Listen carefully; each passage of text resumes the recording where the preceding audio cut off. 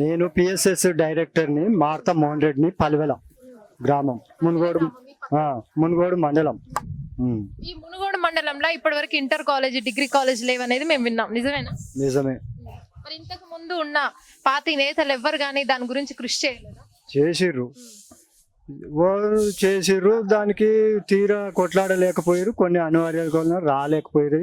ఇక ఈయన చేయలేదని ఆ ప్రభుత్వం మీద, ఈయన చేయలేదని ఈ ప్రభుత్వం మీద విమర్శించుకునే సరిపోతుంది, కానీ విద్యార్థులకు ఏం న్యాయం ఏం జరగలేదు. సరే ఇప్పుడు ఏదో మొన్న కేసీఆర్ అన్నాడట పెడతానని, కూడా ఆయన మీద కూడా ఆశలు ఏం లేవు. సరే అది బహుశా ఈసారి కాంగ్రెస్ టిఆర్ఎస్ గవర్నమెంట్ ఇన్నేళ్ల నుంచి అధికారంలో ఉంది కదా, ఇన్నేళ్ల నుంచి ఎవరు టిఆర్ఎస్ ప్రభుత్వంలో ఉన్న ఎవరు? అమ్మ ఒక్కటేనమ్మా నేను చెప్తున్నా, ఈయన టర్మ్ లో కొన్ని మంచి పనులు చేసిండు, చేయొచ్చు. కానీ మొత్తం నేనే చేసిన, కాంగ్రెస్ చేయలేదు, అటు చంద్రబాబు చేయలేదు, ఇవన్నీ చెప్పడం గ్లోబల్ ప్రచారం చేసుకుంటుండు. ఇది అబద్ధము. సరే మొత్తం మీదనైతే ఈసారి వచ్చేది కాంగ్రెస్ గవర్నమెంట్ వస్తుంది. సరే ఇప్పుడు కూడా మేము కృషి చేసినాం, పాల్వాయి స్రవంతికి అనుకూలంగా మేము పనిచేస్తాం, దీంట్లో ఎలాంటి డౌట్ లేదు. ఇప్పుడు రాజగోపాల్ రెడ్డి గారు సడన్ గా రాజీనామా చేసి బీజేపీలోకి వెళ్ళిపోయి మళ్ళీ అక్కడి నుంచి ప్రారంభిస్తున్నారు. అంటే ఇంతకు ముందు మనం అంటే మునుగోడు హుజురాబాద్ ఎన్నికల్లో చూస్తే కూడా ఆయన అలాగే చేశారు, అంటే టిఆర్ఎస్ నుంచి వెళ్ళిపోయి బీజేపీ నుంచి పోటీ చేశారు. సో మళ్ళీ ఇప్పుడు ఈ ఎన్నికల్లో కూడా కాంగ్రెస్ కానీ అంటే బీజేపీ కానీ టిఆర్ఎస్ కానీ రావచ్చు, కాంగ్రెస్ సీట్లు దక్కించుకోలేదని అంటున్నారు. అంటారమ్మా, ఇప్పుడు పోయేవాడు ఒక రాయి వేసి పోతాడు, ఆ బురద మనం దూర్చుకునుడే సరిపోతుంది పార్టీలో. అది తప్పు, అట్లా చెప్పకూడదు. సరే ఆయనకు కొన్ని ప్రాబ్లాలు ఉండొచ్చు, ఆయన వ్యక్తిగత విషయాలు ఉండొచ్చు, పోతే పోని. మాకు సార్ అంటే అభిమానమే, దానికి కాదంటలేం. అమ్ముడు పోయిండు అనడం కూడా అది పద్ధతి కాదు, అది మా స్థాయి కాదు, విమర్శించే స్థాయి కాదు. వాళ్ళకు స్థాయి తగ్గోళ్ళు వాళ్ళు విమర్శించుకోవాలి.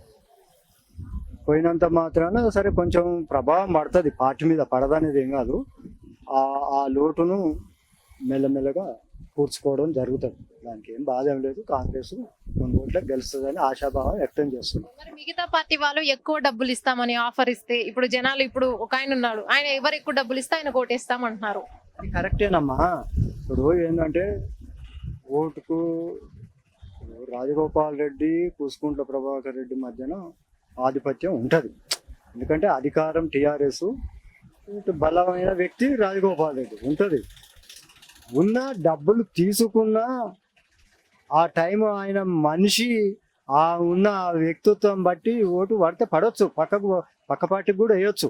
ఇక ఓటు పైసలకు అమ్ముకున్నాడు అంటే సరే కొంతమంది అమ్ముకుంటారు, మనం అమ్ముకోరు, అంతా కరెక్ట్గా ఉంటారు అన్నమాట, తప్పది. సరే అమ్ముకుంటారు, సరే పైసలు తీసుకున్న పార్టీకి వేయొచ్చు, వేరే పార్టీకి వేయొచ్చు, తప్పేమి, దానికి ఏముంది, దాంట్లో తప్పు పట్టవలసిన అవసరం ఏం లేదు. ఇప్పుడు ఖచ్చితంగా ఇక్కడైతే కాంగ్రెస్ గెలుస్తుందని మీరు ఎందుకంటే మాకు ఇక్కడ ఉన్నది క్యాడర్ ఉంది, కాకపోతే నాయకత్వ లోపం వల్ల ఇంకో సెకండ్ క్యాడర్ని ఈ రాజగోపాల్ రెడ్డి నిలదొక్కోలేనియకుంటే చేసిండాడు.